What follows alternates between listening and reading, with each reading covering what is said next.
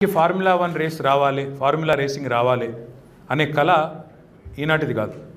28 September 2003 ఆయన ముఖ్యమంత్రిగా ఉమ్మడి ఆంధ్రప్రదేశ్కు ఉన్నప్పుడు అప్పటి F1 చైర్మన్ బర్నీ ఎకిల్స్టోన్ అనే పేరు, బర్నీ ఎకిల్స్టోన్ ఆనాడి F1 CEO, చైర్మన్ కాదు CEO, ఆయనను కలిసి మా దేశానికి, అందులో మా హైదరాబాద్కి F1 కావాలి, మా రంగారెడ్డి జిల్లాలో పెట్టాలనే ప్రయత్నము ఆనాడు 2003లోనే. ఇది ఆనాటి కళ, అంటే 2 దశాబ్దాల కళ. వాళ్ళ గురువుగారు కన్నా కళను మరి శిష్యుడు నెరవేర్చలేదు, కానీ మేము నెరవేర్చినాం. ఒక కామన్వెల్త్ గేమ్స్ కండక్ట్ చేయడానికి ఢిల్లీలో ప్రభుత్వం పెట్టిన ఖర్చు ఎంతో తెలుసా మీకు? 70,608 కోట్లు. ఇక్కడ ఇంకొక ఆశ్చర్యకరమైన విషయం చెప్తాను. ఇది Congress government by the way. ఇది ఒరిజినల్ ఎస్టిమేట్ కంటే 114 రెట్లు ఎక్కువ. తమిళనాడు రాష్ట్ర ప్రభుత్వం 42 కోట్లు ఖర్చు పెట్టింది ఈ రేస్ కండక్ట్ చేయడానికి కోసం. అక్కడ RPPL అనే సంస్థతో ఒప్పందం చేసుకున్నది. వాళ్ళు 200 కోట్లు ఇన్వెస్ట్ చేసిండ్రు RPPL, రాష్ట్రం 42 కోట్లు ఇన్వెస్ట్ చేసింది. ఫార్ములా 4 23లో బ్రహ్మాండంగా ఈ చెన్నై, పూణే, గుజరాత్ ఇట్లాంటి ఆటోమొబైల్ కేంద్రాలను, స్థావరాలను దాటి హైదరాబాద్ బ్రాండ్ ఇమేజ్ పెంచి, తెలంగాణ బ్రాండ్ ఇమేజ్ పెంచి మన పిల్లలకు ఉద్యోగ అవకాశాలు కల్పించాలి, ఇక్కడ మ్యానుఫ్యాక్చరింగ్ హబ్ చేయాలనే ఉద్దేశంతో ఈ ఫార్ములా ఈని ఇక్కడ తెచ్చినాం. ప్రమోటర్ ఒక ఆయన, ప్రైవేట్ ఆయనని పట్టుకున్నాం, గ్రీన్కో, ఏఎస్ అర్బన్ అనే కంపెనీ వాళ్ళ సబ్సిడరీ. ఆయన 100 కోట్లు, 110 కోట్లు ఆయన పెట్టాడు. మొత్తం కలిపి పెట్టిన ఖర్చు 150 కోట్లు. కానీ హైదరాబాద్కు జరిగిన లాభం ఎంత అంటే, ఇది నాది కాదు రిపోర్టు, నెల్సన్ అనే సంస్థ, ఇండిపెండెంట్ సంస్థ, ఈ ఫార్ములా ఈ రేస్ కండక్ట్ చేయడం వల్ల హైదరాబాద్ ఈకో సిస్టమ్కి అయిన లాభం 700 కోట్లు అని వాళ్ళు రిపోర్ట్ ఇచ్చినారు. బట్ మొబిలిటీ వీక్లో ఎన్ని పరిశ్రమలు అట్రాక్ట్ చేసినామంటే, మొబిలిటీ వ్యాలీ అని అనౌన్స్ చేసినాం. మహబూబ్నగర్ హెడ్ క్వార్టర్ పక్కనే ఉండే దివిటిపల్లిలో 400 ఎకరాల్లో అమర్ రాజా బ్యాటరీస్ 9,500 కోట్ల రూపాయల పెట్టుబడి. అమర్ రాజా బ్యాటరీస్ దివిటిపల్లిలో మొబిలిటీ వ్యాలీలో పెట్టింది. హ్యుండై 1,400 కోట్లు మొబిలిటీ వ్యాలీలో పెట్టింది. మొత్తం కలిపి ఇగో 2,500 కోట్లు. అది నేను చెప్పేది అమర్ రాజా కాకుండా, హ్యుండై కాకుండా 2,500 కోట్లు. ఆ ఒక్క వారంలోనే ఎప్పుడైతే మనం ఫార్ములా ఈ రేస్ కండక్ట్ చేసినామో, దాంతోపాటు మొబిలిటీ వీక్ అని కండక్ట్ చేసినామో, అందులో 2,500 కోట్లు. అది కాకుండా దివిటిపల్లిలో 9,500, అది కాకుండా హ్యుండైది 1,400 కోట్లు. ఇవన్నీ కూడా పెట్టుబడులు మనం సాధించుకున్నాం.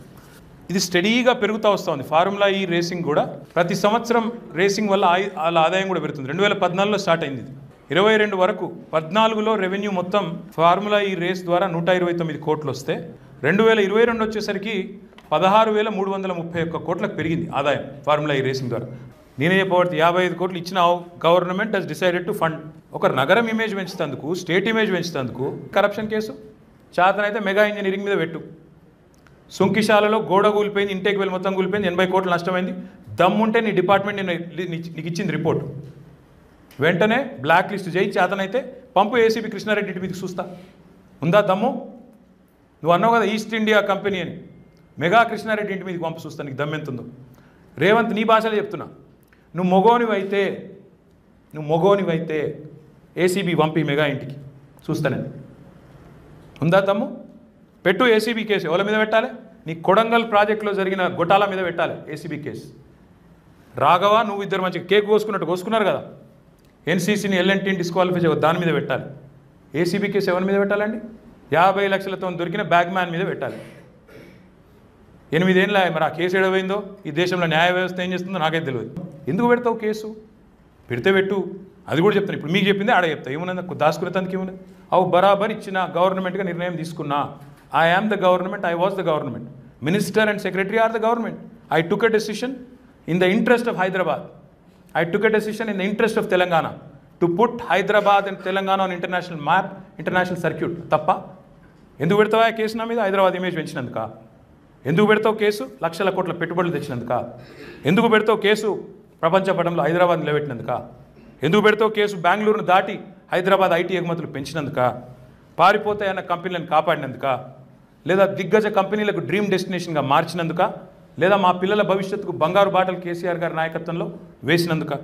మేము మళ్ళీ ఒకటే అంటా ఉన్నాం, ఈ అటెన్షన్ డైవర్షన్ గేమ్లతో రేవంత్ రెడ్డి ఎక్కువ రోజులు తప్పించుకోలేవు. పాపం నేను మళ్ళీ గుర్తు చేస్తా ఉన్నా ఆయనకు, నువ్వు ఎన్ని కథలు పడ్డా, నువ్వు ఎన్ని వేషాలు వేసినా మేము మాత్రం ఇడిచిపెట్టాం. నీ 6 గ్యారంటీలు ఇడిచిపెట్టాం, నీ 420 హామీలు ఇడిచిపెట్టాం. అప్పుడప్పుడు నువ్వు ఏదో గోకినట్టు చేస్తే మేము కూడా ఎక్స్ప్లెనేషన్ ఇస్తాం, తప్పదు. ఎందుకంటే ప్రజలకు తెలవాలి వాస్తవాలు. ఇన్ని చెప్పినాక కూడా నువ్వు కేసు పెడతా, ఏమో చేస్తా అంటే నీ ఇష్టమున కేసు పెట్టుకో. ఇలా రాసింది ఇంకో paper, KTR target KTR. Target ఉండాలి 6 గ్యారెంటీల అమలు, టార్గెట్ ఉండాలి రైతుల వడ్ల కొనుగోలు, టార్గెట్ ఉండాలి రైతులకు రైతు బంధు వేసుడు, టార్గెట్ ఉండాలి చెర్లల చేప పిల్లలు వేసుడు, టార్గెట్ ఉండాలి దళిత బంధు లబ్ధిదారులకు మిగతా పైసలు ఇచ్చుడు, టార్గెట్ ఉండాలి స్కూటీలు ఇచ్చుడు, టార్గెట్ ఉండాలి లగ్గం చేసుకునే పిల్లలకు తులం బంగారం ఇచ్చుడు, టార్గెట్ గురుకులాలు మంచిగా చేసుడు ఉండాలి, టార్గెట్ ఓవర్సీస్లో ఇవాళ 2వ విడత స్కాలర్షిప్ రాక అవస్థలు పడుతున్న పిల్లలకు స్కాలర్షిప్ మీద ఉండాలి. టార్గెట్ కేటీఆర్ కాదు. వేస్తే వేసుకో, బొత్స నాకేం ఫరక పడేదేం లేదు. ఓ 2 నెలలు 3 నెలలు నువ్వు జైల్లో పెట్టి పైశాచిక ఆనందం పొందుతా అంటే నాకేం అభ్యంతరం లేదు.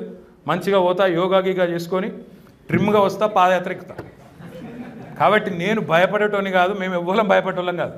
ఈ ఉడత ఊపులకు, ఈ హౌలా మాటలకు ఎవ్వడు భయపడడు. రేవంత్ తెలుసుకో, గాసిప్స్ పక్కకు పెట్టి గవర్నెన్స్ మీద దృష్టి పెట్టు, కొద్దిగా సిగ్గు తెచ్చుకో. హైదరాబాద్ ఇమేజ్ నీ చర్యల వల్ల దెబ్బతింటున్నది. ఇంకా కూడా ఇట్లా చేస్తా అంటే నీ కర్మ. ఇంతకంటే నేను చెప్పేది ఏం లేదు. Thank you. డిపార్ట్మెంట్ చెప్పినా మీరు రాసేట్టున్నారా తమ్మి ఇవాళ రేపు? వాళ్ళు చెప్తే ఈయన ఇంటడా? అదే అంటున్నా కదా, మీకు తెలుసా చెప్పలేదని. అరవింద్ కుమార్ గారు ఎప్పుడో చెప్పిండి, ఏప్రిల్లో చెప్పిండు, ఇప్పుడు కాదు. చెప్పినా ఈ సన్నాసి ఇంటేనా చూస్తేనా ఆయనకు? ఆయన చెప్తే ఈనాడు ఎవరేం చేయాలి దానికి? మొత్తం నేను చెప్పిన దానికంటే వివరంగా చెప్పింది. నాకు ఏ నోటీస్ ఇవ్వలేదు, కానీ మీ పేపర్ నోటీసులు ఎక్కువైనాయి.